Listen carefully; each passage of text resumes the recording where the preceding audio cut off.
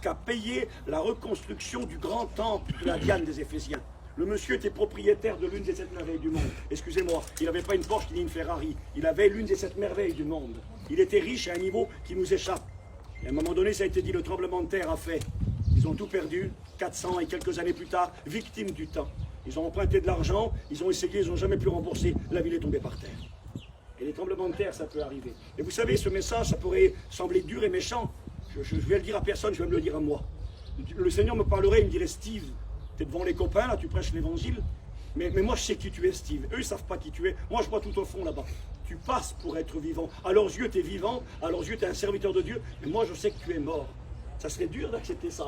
Imaginez-vous une prophétie. Quelqu'un là parle en langue, il prophétise, et il dit, tu passes pour être vivant, mais tu es mort. Je peux t'appeler par ton nom.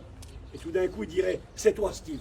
Vraiment, quelle parole ça me gênerait, moi. Comment je me sentirais humilié, abaissé, qu'est-ce qu'il a, celui-là? Mais cette parole, Jésus ne l'a pas dit comme ça. Il n'a pas dit pour humilier, pour abaisser. Il n'a pas dit, t'es un faucheton, t'es un hypocrite. Il a dit, reconnais ce que tu es. Amen. Moi, je sais qui tu es, dit le Seigneur. Pas pour te condamner, pas pour t'accuser, mais je veux te tendre la main. Je veux t'aider. Et je vous partage une expérience, je n'ai pas envie d'être trop bavard, mais une expérience que j'ai vécue dans ma vie. C'est personnel, écoutez bien. Il y a des années en arrière, j'étais en train de travailler chez un client. Et j'étais dans un grenier. J'étais en train de refaire un grenier, aménager un grenier. Et puis j'écoutais une prédication à l'époque d'un pasteur. Et ce pasteur expliquait une anecdote qu'il avait vécue dans sa vie. Et ça m'a bouleversé. Je vous la partage. Et puis j'arrêterai. Il expliquait que... Écoutez 2 secondes. Il expliquait ceci. Que quand un jour, il a retrouvé un copain. Il prêchait de l'évangile depuis quelques années. Une vingtaine d'années peut-être. Écoutez-moi. Il a retrouvé un copain. Et quand il a retrouvé son copain, il a dit, alors ça va? Oui, ça va. Alors tu prêches l'évangile? Oui, puis oui, moi aussi. Et puis ils ont commencé à parler du passé, les jeunes copains. Tu te rappelles quand on était jeunes? Oui, tu te rappelles les réunions? Tu te rappelles du pasteur Intel? Et il dit, oui, je me rappelle. Moi, quel pasteur? Comment qu'il prêchait? Quelle puissance? Et tu te rappelles de l'autre? Et puis il parlait des grands pasteurs de leur époque qui avaient marqué leur jeune cœur de jeunes chrétiens. Et dans la discussion, c'est venu. Oui, mais t'as pas su ce pasteur-là qui était si bon et si riche et si grand à l'époque, oui, si puissant dans le Seigneur? Tu te rappelles? Oui, je me rappelle, oui. Il est tombé. Il est parti avec une demoiselle, avec le respect que j'ai pour vous. Et l'autre pasteur là-bas, ben, il est tombé, il a abandonné. Et ils ont fait, en discutant, ils se sont rendus compte que beaucoup des grands noms qui avaient marqué leur jeunesse n'étaient plus dans le ministère, avaient abandonné le Seigneur. Et ça leur a fait peur. Et moi, j'écoutais la prédication, j'étais serviteur de Dieu, ça m'a fait peur. Et il a dit, et je suis rentré chez moi dans l'église, j'ai levé le rideau derrière, j'ai regardé la salle, et j'ai vu tous les chrétiens qui étaient en bas assis. Puis il dit, dans mon cœur, disait le pasteur, il dit, j'ai eu peur. J'ai eu peur parce que je me suis rappelé ce qu'avaient été les grands pasteurs de mon temps et ce qu'ils étaient devenus. J'ai eu peur pour moi. Et il a dit ça, le pasteur. Il a dit, j'ai voulu me mettre dans les bras du Seigneur. Mais comment faire se mettre dans les bras du Seigneur? Alors le pasteur, il a dit, je me suis pris dans les bras tout seul. Il dit, j'ai mis mes mains comme ça, je me suis pris dans les bras tout seul. Et j'ai dit, Seigneur, je t'en supplie. Amen. Garde-moi. Amen. Que jamais je n'aille faire du mal à ton église. Que jamais je n'aille faire du mal à ceux qui t'appartiennent, qui sont là en bas. Tu vois, Seigneur, j'ai parlé des autres, ne les juge pas, mais garde-moi. Moi, j'étais dans le grenier tout seul, et je vous promets, c'est ce que j'ai fait. Je me suis pris dans les bras comme ça, tout seul aussi. J'étais tout seul, personne ne me voyait, mais lui me voyait là-haut. Et j'ai dit, Seigneur, je t'en supplie, garde-moi. Que jamais, Seigneur, je n'aille faire de mal à ton église. Que jamais je n'aille salir ton nom, souiller ton nom. Votre plus grand ennemi, mes frères, je vous dis ça, votre plus grand ennemi, c'est pas le diable.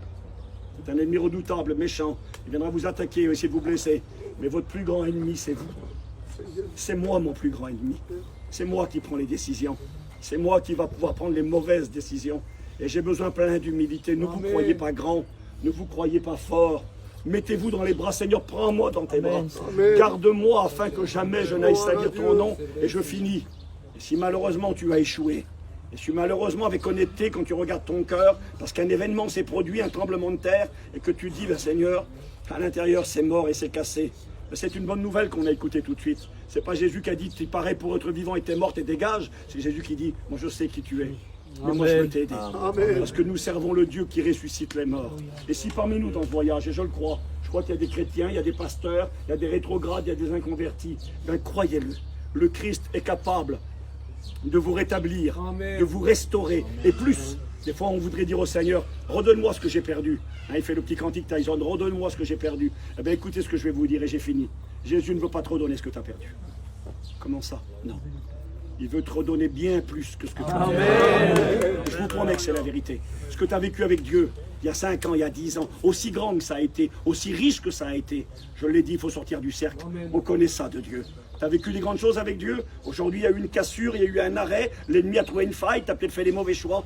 Eh bien, c'est pas fini. Amen. Le Seigneur, il dit, si tu vaincres, tu vas marcher en vêtements blancs, j'effacerai pas ton nom du livre de vie, ça veut dire que tu seras sauvé. C'est pas fini, tu as peut-être eu un échec, tu as peut-être mis un genou à terre. Moi je le crois, que les Démas et les Judas, Judas s'est repenti, c'est écrit. Il s'est repenti, mais de mauvaise manière. Il a regretté ce qu'il avait fait. Mais au lieu de se confier en Jésus-Christ, il s'est confié dans sa propre justice et il s'est suicidé. L'issue n'est pas là. On peut se repentir, on peut regretter, mais il faut aller plus loin. Il faut dire pardon à lui là-haut. Seigneur, je te demande pardon à toi. J'ai déçu les hommes, j'ai déçu mes frères, j'ai déçu mon foyer, j'ai déçu ma famille. Mais c'est à toi que je veux demander pardon. Judas aurait pu se repentir. Dieu savait bien sûr dans la préscience, etc. C'est pas le message. Mais s'il avait vraiment voulu se repentir, Jésus a dit, je ne mettrai pas dehors celui qui vient à moi. Alors, il faut comprendre, vous avez le droit de vous repentir. Vous avez le devoir de vous repentir. Si vous avez échoué, de dire, Seigneur, pardon. Donne-moi plus que ce que j'ai perdu. Mais je viens à toi. Ce que j'ai été, bien ou mal, c'est pas grave. Le passé, c'est le passé. Ce qui compte, c'est aujourd'hui. Dieu ne s'appelle pas j'étais, il s'appelle je suis. Et il est là pour nous. On peut simplement dire merci au Seigneur. D'accord? Hein? Tyson, fais-le. On dit merci, puis on va plus loin. On dit merci à Dieu, amen. Merci Seigneur pour tout ce que nous avons entendu. Merci Seigneur pour ces